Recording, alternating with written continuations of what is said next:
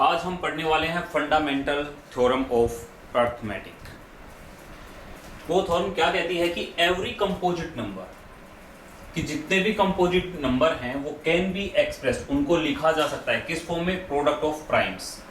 यानी जो composite number है उनको प्रोडक्ट ऑफ प्राइम्स में लिखा जा सकता है। और जो ये फैक्टराइजेशन है ये यूनिक है, इस चीज को भी ध्यान में रखना कि ये फैक्टराइजेशन यूनिक है, ये अपने आप में एक ही तरह की होगी, कई तरह की नहीं हो सकती। Apart from the order in which prime factors occur, जिन सीक्वेंस उनका कुछ भी हो सकता है, कोई आगे कोई पीछे हो सकता है प्राइम फैक्टर्स का, लेकिन वो फैक्टराइजेशन यूनिक होगी और वो प्रोडक्ट ऑफ प्राइम्स होता है कोई भी कंपोजिट नंबर का। आप जानते हैं कंपोजिट नंबर क्या होता है? मैं आपको रिकॉल करा देता हूं पीछे का। कंपोजिट नंबर वो होते हैं जो अपने और अपने आप के अलावा, अपने आप से तो हर कोई नंबर डिवाइड होता है, 6 है तो ये 6 से तो डिवाइड होगा ही होगा, अपने आप से तो डिवाइड होगा ही होगा, ये 1 से भी डिवाइड होगा, 1 से भी डिवाइड होगा। इसके अलावा भी अगर ये किसी और नंबर से डिवाइड होता है तो ये नंबर कंपोजिट है। ये 2 से भी डिवाइड होता है, ये 3 से भी डिवाइड होता है। अगर अपने आप, सेल्फ और 1 के अलावा अगर किसी दूसरे नंबर के साथ से ये डिवाइड होता है, सेल्फ और 1 के अलावा अगर ये किसी दूसरे नंबर से डिवाइड होता है तो हम उसे कंपोजिट नंबर कहेंगे। वहीं पे प्राइम नंबर क्या होते हैं? प्राइम नंबर वो होते हैं जो सेल्फ, जैसे कि 5, ये 1 से डिवाइड हो सकता है या 5 से डिवाइड हो सकता है, इसके अलावा और किसी से डिवाइड नहीं होगा। यानी जो सेल्फ और 1 के अलावा किसी दूसरे से डिवाइड ना हो उसे हम प्राइम नंबर कहते हैं। अभी यहां पे क्या कहा कि जो कंपोजिट नंबर है वो प्रोडक्ट ऑफ प्राइम्स होता है, यही कहा। तो चलो, जैसे कि 92 है, हम पिछली क्लास में भी पढ़ चुके हैं। 92 का अगर हम प्राइम फैक्टराइजेशन करेंगे तो हम 2 से स्टार्ट करते हैं। 2 4 जा 8, 2 6 जा 12, 2 2 जा 4, 2 3 जा 6। इसके ये बात कहीं जा रहा है? ये किसी से 23 किसी और से डिवाइड हो रहा है, 2 से 3 से 4 से, किसी 4 तो 4 को हम नहीं ले सकते, यहाँ पे हम 2 लेंगे, 3 लेंगे, 5 लेंगे, 7 लेंगे, वो नंबर लेंगे जो प्राइम्स है। ये नंबर उनसे ही डिवाइड करेंगे जो प्राइम्स है। अब 23 ये भी प्राइम नंबर है और हमारे पास ये 1 आ गया। तो अगर हम 92 के प्राइम फैक्टर्स देखेंगे तो वो आए 2 इंटू 2 इंटू 23। हम इसको ऐसे भी लिख सकते हैं 23 इंटू 2 इंटू 2, या ऐसे भी लिख सकते हैं 2 इंटू 23 इंटू 2। अब देखो यहां पे यही कह रहा है कि यूनिक होता है।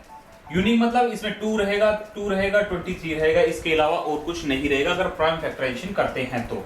लेकिन इसका जो ऑर्डर है वो ऑर्डर आगे पीछे हो सकता है, कि जैसे 23 हमने पहले लिख दिया, फिर 2 उसके बाद में, 2 उसके बाद में। तो यूनिक का समझ में आया कि यूनिक मतलब वही नंबर होंगे जो नंबर हैं, लेकिन उनका ऑर्डर चेंज हो सकता है। वहीं पे अगर हम 510 के लिखते हैं तो 510 के क्या हो जाएंगे? 2 2 जा 4, 2 5 जा 10, 2 5 जा 10। अब जा रहा है ये 3 पे, 3 8 जा 24, 3 5 जा 15। अब जा रहा है 5 पे, 5 1 जा 5, 5 7 जा 35। तो यहीं पे अगर हम 510 के फैक्टर देखते हैं तो वो आया 2 इंटू 3 इंटू 5 इंटू 17। मैं इनको हटा देता हूं। तो ये आ गए हमारे प्राइम फैक्टराइजेशन। 92 की ये है और 510 की ये है। अगर अब हमें इन दोनों नंबर का HCF निकालना हो, हाईएस्ट कॉमन फैक्टर, यानी कि वो हाईएस्ट होगा। देखो 2 इसमें है, 2 इसमें है, 2 सेकंड टाइम है, इसमें सेकंड टाइम नहीं है, तो जितनी बार 2 दोनों में होगा हम उतनी बार लेंगे। फिर और कोई मैच कर रहा है? नहीं कर रहा। 2 के अलावा और कोई नंबर इन दोनों में आपस में फैक्टर, प्राइम फैक्टर्स में मैच नहीं कर रहा है, तो इसका जो हाईएस्ट कॉमन फैक्टर होगा वो होगा 2। अगर हमें इन दोनों का एलसीएम निकालना हो, एलसीएम अगर निकालेंगे तो एलसीएम क्या आ जाएगा? एलसीएम में जितने भी फैक्टर होते हैं उन सब की हम मल्टीप्लाई करते हैं। जैसे कि देखो 2 इसमें 1 टाइम है, इसमें 2 टाइम्स है, तो हम 2 को 2 टाइम्स लेंगे। जो भी ग्रेटर पावर वाला होगा हम उसको लेंगे। हम इसको ऐसे भी लिख सकते हैं ना कि 2 रेज़ टू पावर 2 इंटू 23। तो जो ग्रेटर पावर वाला होगा वो इसमें ले लेंगे, तो हमें इसको लेने की फिर जरूरत नहीं है। इनमें से जो भी ग्रेटर होगा उसको ले लेंगे। अब नेक्स्ट ये 23 इसमें नहीं है, इसमें 3 है, इसमें 5 है और 17 है। बाकी जितने भी बच गए हम उनको एक साथ लिख लेंगे और मल्टीप्लाई करने पे आ जाएगा 23,460। ये मल्टीप्लिकेशन के बाद हमारे पास जो एलसीएम आया वो ये आया। अब यहाँ पे एक चीज और देखो, हमने किन दो नंबर का एचसीएफ और एलसीएम निकाला, 92 और 510 था। अगर हम 92 और 510 की मल्टीप्लाई करते हैं 46,920, इन दोनों की नंबर की अगर हम मल्टीप्लाई करेंगे तो मल्टीप्लाई हमारे पास आई ये। वहीं पे अगर हम एचसीएफ और एलसीएम की अगर मल्टीप्लाई करते हैं,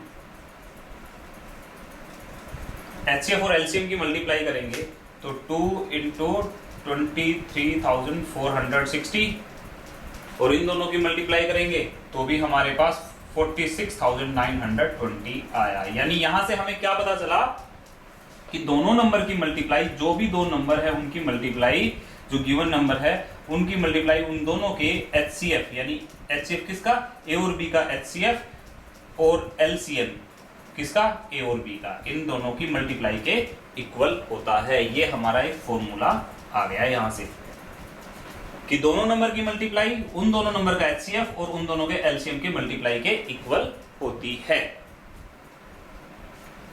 जो फंडामेंटल थ्योरम ऑफ अर्थमेटिक समझ में आ गई कि जो कंपोजिट नंबर होता है वो प्रोडक्ट ऑफ प्राइम्स होता है, ये जो हमने दिखाया, और ये यूनिक होता है, दैट्स इट। यही है फंडामेंटल थ्योरम ऑफ अर्थमेटिक।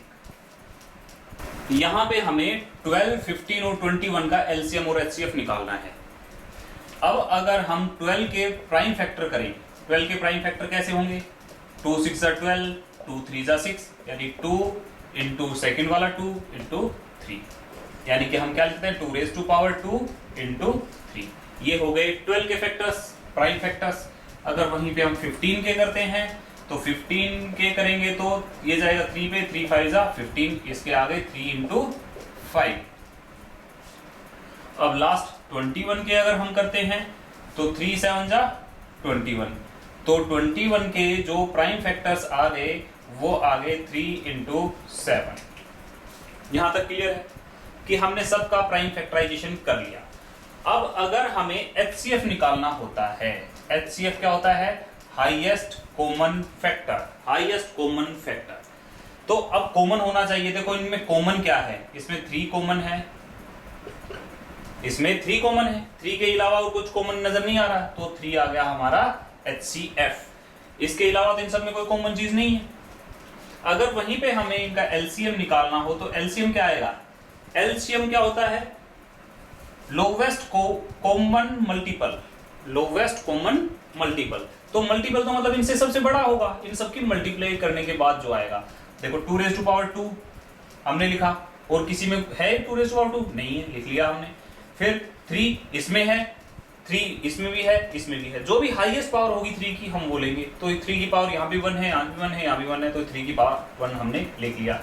उसके अलावा अब देखो क्या बचा, 5 बचा, 5 किसी में नहीं है तो 5 भी इसमें आएगा, क्योंकि कॉमन मल्टीपल है, इसमें ये सारे के सारे फैक्टर आने चाहिए। इस 2 रेज़ टू पावर 2 ये आ गई, इसमें 3 ये सब में था तो 3 एक ही आ गया, तो काम हमारा हो गया, 5 आ गया, और नेक्स्ट हमारे पास 7 आ गया, 420 हमारा आंसर आ गया। एचसीएफ दो नंबर का 306 एंड 657 का 9 है, और हमें उनका दोनों नंबर का एलसीएम निकालना है। नंबर कौन कौन से हैं, यानी कि हम ए अगर कहें तो 306 है, अगर बी नंबर कहें तो 657 है, उन दोनों का एचसीएफ जो है ए और बी का वो 9 है। हमें पता था कि एचसीएफ और एलसीएम की अगर हम मल्टीप्लाई करते हैं तो वो दोनों नंबर की मल्टीप्लाई के इक्वल होता है, ये हमने फॉर्मूला पढ़ा था अभी, इस फॉर्मूले से कर सकते हैं, या फिर हम इनका प्राइम फैक्टराइजेशन इसका करें और इसका करें और फिर हम उन सबको लिखते चले जाएं। तो हम इससे कर लेते हैं। एचसीएफ हमारा 9 है, एलसीएम हमें निकालना है, ए हमारे पास 306 है और ये हमारे पास 657 है। अब हमारे पास ये 9 एक्स्ट्रा है इधर, जब हम इक्वल के दूसरी तरफ लेके जाएंगे इधर मल्टीप्लाई में, उधर जाके किस में हो जाएगा, डिवाइड में हो जाएगा। 306 इंटू 657 डिवाइड बाई 9, 9 7 63 और 9 3 27, मल्टीप्लाई करेंगे तो हमारे पास आ जाएगा 22,338 और ये हमारा आंसर आ गया, ये एलसीएम निकल गया। अच्छा एक चीज ध्यान रखना, ये फॉर्मूला सिर्फ और सिर्फ तब एप्लीकेबल है तब नंबर सिर्फ 2 हो। ये फॉर्मूला तभी एप्लीकेबल है तब नंबर 2 हो, अगर 3 नंबर है तो ये फॉर्मूला एप्लीकेबल नहीं होगा। Check whether 6 raise to power n, 6 raise to power n जो है कैन एंड विद डिजिट 0, कि वो 0 के साथ एंड होगा। अगर हम 6 रेज़ टू पावर n किसी भी नेचुरल नंबर के, n कोई नेचुरल नंबर है, इसको सोल्व करेंगे तो इनका जो सॉल्यूशन होगा वो 0 के साथ एंड हो सकता है, हमें ये चेक करना है।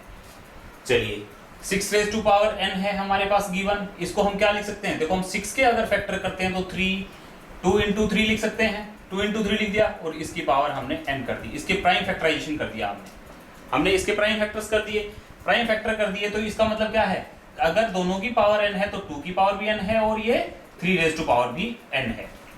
अब अगर क्वेश्चन में कह रहा है कि हमें चेक करना है 0 आता है या नहीं आता है, लेट हम मान लेते हैं, let 6 raise to power n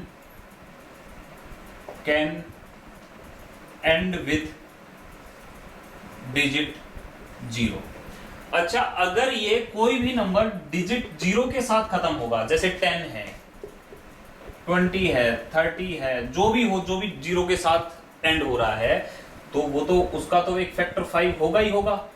देखो जिनके लास्ट में 0 या 5 आते हैं तो 5 उन दोनों को डिवाइड करता है, किसी के लास्ट में 5 आए या 0 आए तो 5 उनको डिवाइड करता है, तो अगर 0 आया तो 5 उसका एक फैक्टर होगा।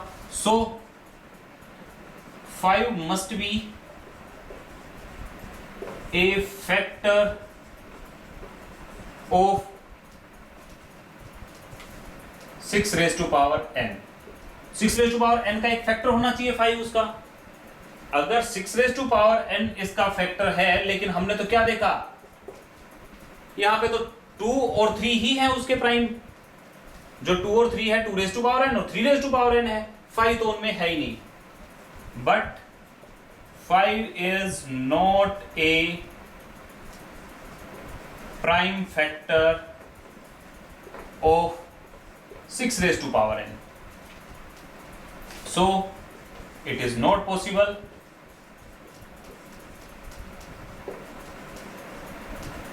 that 6 raised to power n can end with digit 0। तो ये पॉसिबल ही नहीं है कि 6 रेज़ टू पावर n वो 0 के उसके लास्ट में आए, अगर इसका हम सॉल्यूशन करते हैं तो।